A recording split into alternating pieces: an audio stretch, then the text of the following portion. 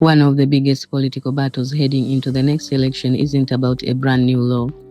It's about whether Americans believe a law that's already on the books has helped them or hurt them.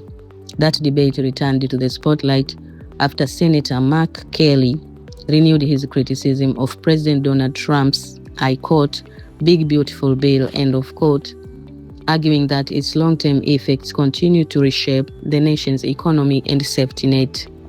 Speaking about the legislation more than a year after it became law, the Arizona Democrats said the measure delivered its largest tax benefits to wealthy Americans and major corporations.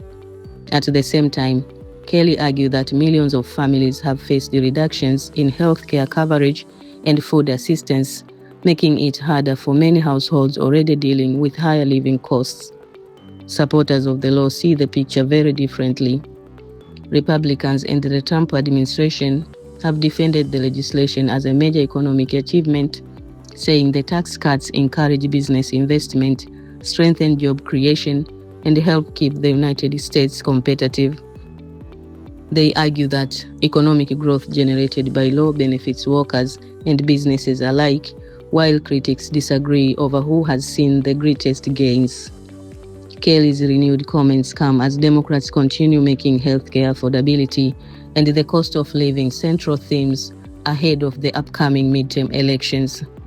Party leaders have repeatedly pointed to the law as evidence that Washington prioritized tax relief for higher-income Americans over programs that many working families rely on.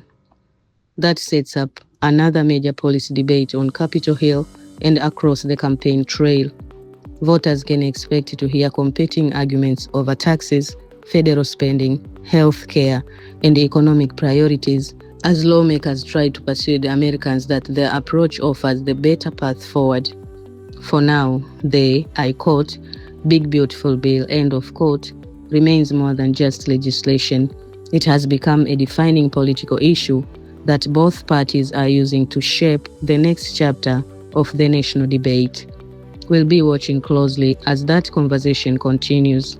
Let us know where you stand in the comments, subscribe for more in-depth coverage, and stay with Morning America for the latest political news from across the United States.